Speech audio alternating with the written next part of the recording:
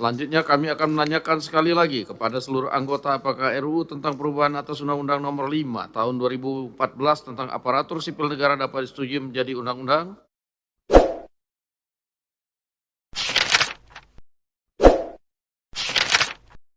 Yang terhormat Menteri Pendayagunaan Aparatur Negara dan Reformasi Birokrasi beserta jajaran, yang terhormat jajaran Kementerian Dalam Negeri, Kementerian Keuangan, Kementerian Hukum dan HAM Republik Indonesia, yang terhormat para anggota Dewan dan hadirin yang kami muliakan. Marilah kita memasuki acara keempat pada rapat paripurna hari ini, yaitu pembicaraan tingkat 2 atau pengambilan keputusan atas RUU tentang perubahan atas Undang-Undang Nomor 5 Tahun 2014 tentang aparatur sipil negara.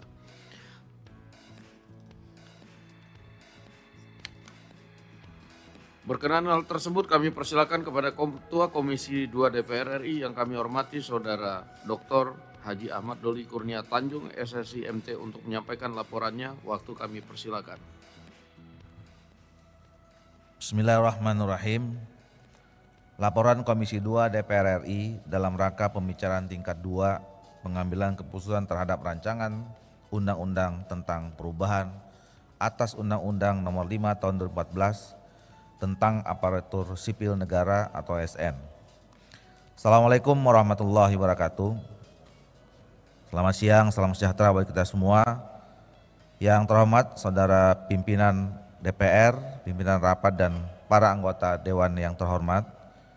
Yang terhormat Saudara Menteri Pendayagunaan Aparatur Negara dan Reformasi Birokrasi, Menteri Keuangan, Menteri Dalam Negeri, serta Menteri Hukum dan HAM selaku wakil pemerintah atau yang mewakili, hadirin yang kami muliakan.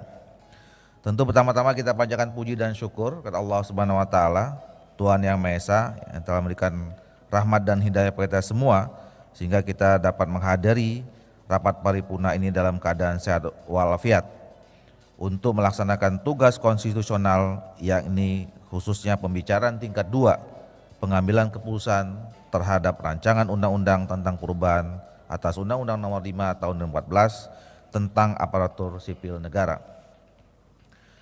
Pimpinan dan peserta rapat yang kami hormati, rancangan undang-undang tentang aparatur sipil negara pada awalnya merupakan usulan DPR yang disampaikan melalui surat Ketua DPR RI kepada Presiden Republik Indonesia nomor LG/4759/DPR RI /4 Romawi /2020 perihal penyampaian rancangan undang-undang perubahan undang-undang tentang ASN. Dalam surat tersebut, DPR RI menyampaikan usulan perubahan yang mencakup 5 klaster perubahan dari Undang-Undang Nomor 5 Tahun 2014 tentang aparatur sipil negara. Yakni yang pertama, klaster pertama adalah penghapusan KASN, klaster kedua penetapan kebutuhan PNS dan P3K, klaster ketiga kesejahteraan P3K, klaster keempat pengurangan ASN akibat pengrampingan organisasi, dan klaster kelima pengangkatan tenaga honorer. Menindaklanjuti surat Ketua DPR RI tersebut, Presiden Republik Indonesia menugaskan Menteri Pendayagunaan Aparatur Negara dan Reformasi Birokrasi, Menteri Keuangan, Menteri Dalam Negeri, serta Menteri Hukum dan HAM untuk mewakili pembahasan rancangan undang-undang perubahan undang-undang ASN tersebut. Berdasarkan keputusan rapat konsultasi pengganti rapat BAMUS DPR RI tanggal 3 Desember 2020 perihal penugasan kepada Komisi 2 DPR RI untuk membahas rancangan undang-undang tentang perubahan atas Undang-Undang Nomor 5 Tahun 2014 tentang aparatur sipil negara. Dalam rangka menindaklanjuti keputusan tersebut, kami laporkan rangkaian pembahasan rancangan undang-undang tersebut sebagai berikut. Pada tanggal 18 Januari 2021 dan tanggal 8 April 2021, Komisi 2 DPR melaksanakan rapat kerja pembicaraan tingkat 1 dengan pemerintah dengan agenda pengantar ketua rapat dan penjelasan DPR RI atas rancangan undang-undang tentang aparatur sipil negara yang dilanjutkan dengan pendapat pemerintah atas penjelasan DPR RI, penyerahan daftar inventarisasi masalah, dan pembentukan panja. Tanggal 28 dan 29 Juni 2021, Panja RUU ASN Komisi 2 mengadakan rapat dengar pendapat umum untuk mendapatkan masukan terkait pembahasan RUU ASN dengan Ombudsman Republik Indonesia, kemudian GTKHN K35+, FPPPI, dan PHK 21. Selain itu juga dengan beberapa pakar atau akademisi, antara lain Profesor Eko Prasojo, kemudian Profesor Dr. Sofyan Effendi, kemudian Profesor Dr. Siti Zuhro, selanjutnya Profesor Joheman Shah Johan, dan Profesor Dr. Zudan Arif Fakhrullah. Selanjutnya pada tanggal 27 Agustus 2021, Panja RUU tentang ASN melakukan kunjungan kerja ke Provinsi Jawa Barat pada tanggal 30 dan pada tanggal 30 Agustus 2001 ke Provinsi Jawa Tengah. Kemudian tanggal 2 sampai tanggal 4 September 2001 dan tanggal 11 sampai tanggal 13 November 2001 diadakan rapat konsinyering Panja RUU tentang ASN bersama dengan pemerintah. Pada tanggal 13 Januari 2022 diadakan rapat internal Panja ASN dalam rangka pembahasan 6 klaster isu RUU tentang ASN. Selanjutnya pada tanggal 21 hingga 22 Maret 2022 kembali diadakan rapat konsinyering Panja RUU tentang ASN bersama dengan pemerintah dengan agenda melanjutkan pembahasan terkait RUU dengan pemerintah dengan agenda tentang ASN, antara lain tidak lanjut beberapa putusan Mahkamah Konstitusi, digitalisasi manajemen ASN, dan penguatan KSN. Pada tanggal 19 sampai dengan 21 Juni 2023 diadakan rapat konsinyering Panja RUU ASN dengan pemerintah dan beberapa agenda antara lain pembahasan DIM rancangan undang ASN berdasarkan 6 klaster isu strategis yang baru. Panja RUU ASN mengusulkan tambahan klaster isu strategis yaitu ASN di lembaga eksekutif, legislatif, dan yudikatif. Sedangkan terhadap isu strategis tentang penetapan kebutuhan PNS dan P3K, kesejahteraan P3K, pengurangan ASN akibat perampingan organisasi, pengangkatan tenaga honorer, dan digitalisasi manajemen ASN diserahkan kebijakan penyelesaiannya kepada pemerintah. Panja RUU tentang ASN dan pemerintah sepakat untuk menindaklanjuti putusan Mahkamah Konstitusi dan memasukkannya dalam rancangan undang-undang ASN tersebut. Pada tanggal 4 Juli 2023 diadakan rapat internal Panja RUU tentang ASN dengan agenda penambahan isu strategis lainnya yaitu terkait pengisian jabatan ASN yang berasal dari prajurit TNI dan anggota Polri. Pada tanggal 7 sampai dengan 9 Juli 2023 diadakan rapat Timus dan Timsin dengan agenda merumuskan norma-norma yang telah disepakati dalam pembahasan Panja RUU tentang ASN.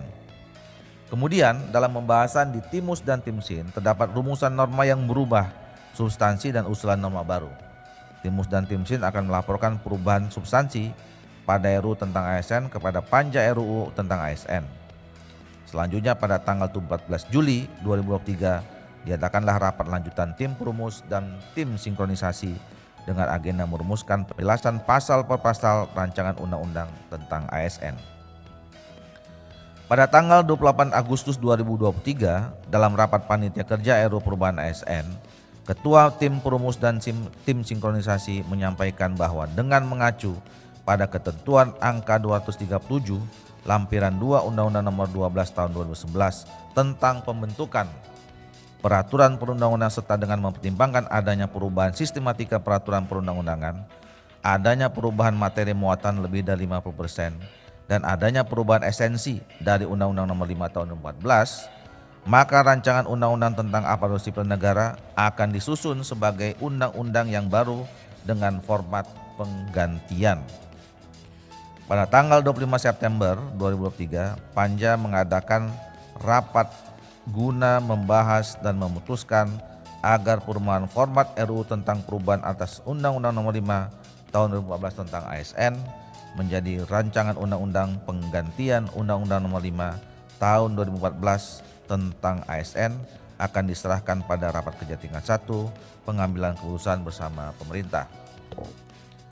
Selanjutnya pada tanggal 26 September 2023 dilakukan kembali rapat kerja tingkat 1 antara Komisi 2 DPR RI dengan Menteri Pendayagunaan Aparatur Negara dan Reformasi Birokrasi, Menteri Keuangan, Menteri Dalam Negeri dan Menteri Hukum dan HAM dengan acara pengantar ketua rapat, kemudian laporan Panja, pendapat akhir mini fraksi-fraksi dan pemerintah, serta pengambilan keputusan, dan diakhiri dengan penandatanganan pengesahan draft rancangan undang-undang tentang perubahan atas Undang-Undang Nomor 5 Tahun 2014 tentang aparatur sipil negara.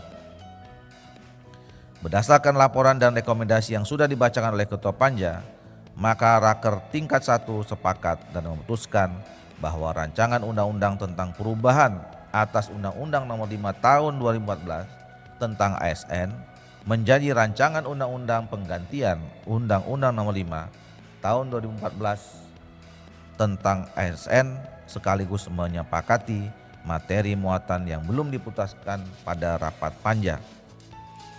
Selanjutnya, pada acara rapat kerja tingkat 1, pengambilan keputusan dengan agenda pembacaan pandangan akhir minat fraksi serta pandangan akhir pemerintah menyatakan bahwa 8 fraksi antara lain fraksi PDI Perjuangan, fraksi Partai Golkar, fraksi Gerindra, fraksi Nasdem, fraksi PKB, fraksi Partai Demokrat, fraksi PAN, fraksi P3 menyatakan menyetujui untuk meneruskan pembahasannya pada pembicaraan tingkat 2.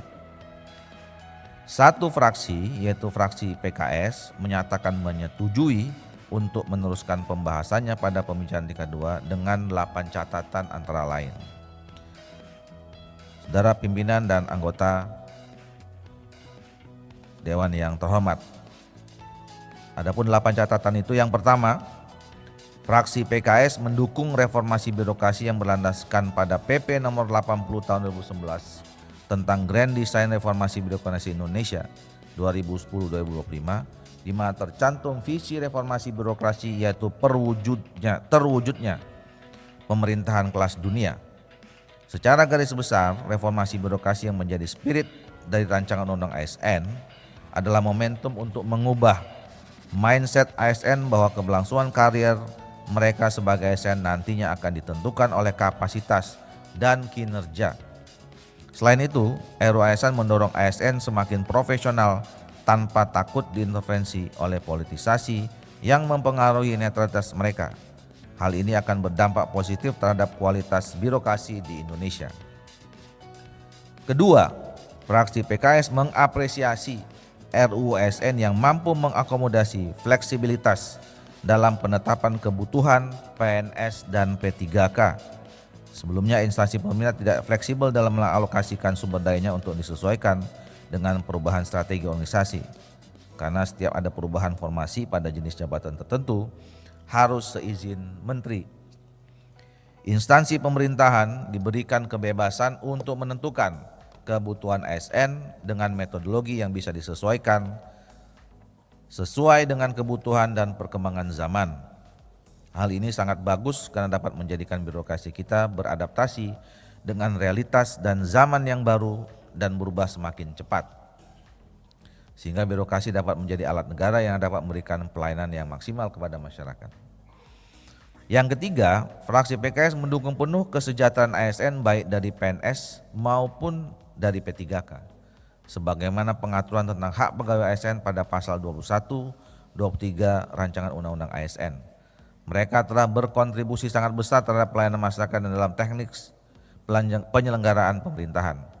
Karena itu fraksi PKS setuju untuk mengakomodasi isu kesejahteraan ASN tanpa membedakan antara PNS dengan P3K di RUU ASN, seperti yang memang sudah tercantum dalam undang-undang ini. Hal-hal yang penting seperti adanya jaminan hari tua, jaminan pensiun, tunjangan, pengembangan diri, dan pengembangan talenta dan karir dapat menunjang kesejahteraan yang pada akhirnya akan memicu peningkatan kinerja. Fraksi PKS akan terus mengawal peraturan turunan yang terkait dengan kesejahteraan ASN agar pelaksanaan dan penerapannya tidak menyimpang dari amanat rancangan undang-undang ASN itu sendiri. Keempat, terkait dengan sistem kerja P3K, fraksi PKS mendukung adanya sistem kerja P3 paruh waktu dengan catatan hak, penghargaan dan kesejahteraan tidak dibedakan dengan PNS dan P3 penuh waktu, serta menyesuaikan dengan tupoksi yang mereka emban. Kelima, fraksi PKS mendesak pemerintah menyelesaikan masalah tenaga honorer maksimal tahun 2004 dengan dikonsultasikan dengan DPR dan tanpa ada pemutusan hubungan kerja secara massal.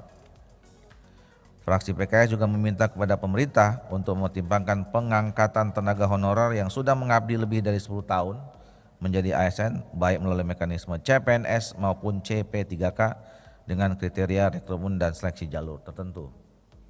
Keenam, fraksi PKS memandang bahwa merit system adalah hal yang sangat penting membangun birokrasi kelas dunia. Karena itu, fraksi PKS mendorong adanya lembaga pengawasan yang bersifat tegas mengawal hal itu untuk diperkuat kewenangannya agar dapat meningkatkan pengawasan terhadap kinerja, menjunjung tinggi netralitas ASN, serta manajemen ASN yang adaptif, kompeten, dan melayani masyarakat. Ketujuh, terkait dengan pengisian jabatan ASN dari kalangan anggota TNI dan Polri aktif, maka perlu sinkronisasi dengan Undang-Undang TNI dan Undang-Undang Kepolisian Negara Republik Indonesia. Dalam hal ini, fraksi PKS memandang perlu mengedepankan salah satu visi reformasi tahun 1998 yang berkomitmen untuk penghapusan dui fungsi ABRI yang dalam hal ini adalah TNI dengan Polri. Kedelapan, fraksi PKS mendukung digitalisasi manajemen ASN dengan harapan menjadi program yang tepat guna dan dapat menunjang kinerja ASN serta tidak memakan anggaran yang besar. Proses digitalisasi manajemen ASN dilaksanakan secara transparan sehingga dapat diawasi oleh publik dengan memperhatikan keamanan cyber. Pimpinan dan peserta rapat yang kami hormati, kita ketahui bersama bahwa proses pembahasan rancangan undang-undang tentang perubahan atas Undang-Undang Nomor 5 Tahun 2014 tentang aparatur sipil negara ini membutuhkan waktu yang sangat panjang, kurang lebih 2 tahun 9 bulan. Seiring dengan berkembangnya dinamika pembahasan, pemerintah dan DPR RI sepakat untuk menyusun rancangan undang-undang yang mampu menjawab tantangan ASN ke depan agar terwujudnya birokrasi yang profesional dan berkelas dunia, indeks persepsi korupsi yang semakin baik, dan indeks efektivitas pemerintahan yang semakin baik juga. Hal ini dilakukan demi terwujudnya pelayanan publik yang lebih baik dan masyarakat yang semakin sejahtera. Yang terhormat saudara pimpinan dapat, yang terhormat saudara seluruh para anggota DPR RI. Pada kesempatan ini, perkenanlah kami menyampaikan terima kasih dan penghargaan kepada Menteri Pendayagunaan Aparatur Negara dan Reformasi Birokrasi, Menteri Keuangan, Menteri Dalam Negeri, serta Menteri Hukum dan HAM atau yang mewakili yang tanpa lelah bersama-sama dengan Komisi 2 DPR RI telah melakukan pembahasan RUU ini dengan rasa kebersamaan dan dalam suasana demokratis, walaupun membutuhkan waktu yang sangat lama, 2 tahun 9 bulan. Ucapan terima kasih juga kami sampaikan kepada semua pihak yang telah membantu kelancaran dalam pembahasan rancangan undang-undang ini.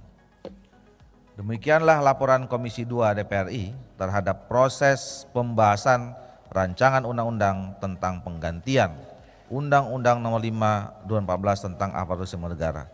Semoga Tuhan Yang Maha Esa senantiasa memberikan perlindungan dan kekuatan kepada kita, sehingga kita semua dapat menjalankan tugas-tugas konstitusional dengan sebaik-baiknya. Atas perhatian yang diberikan kepada kami ucapkan terima kasih. Selamat siang, salam sejahtera kita semua. Bila taufiq hidayah. Assalamualaikum warahmatullahi wabarakatuh. Pimpinan Komisi 2 DPR RI Ahmad Doli Kurnia Tanjung.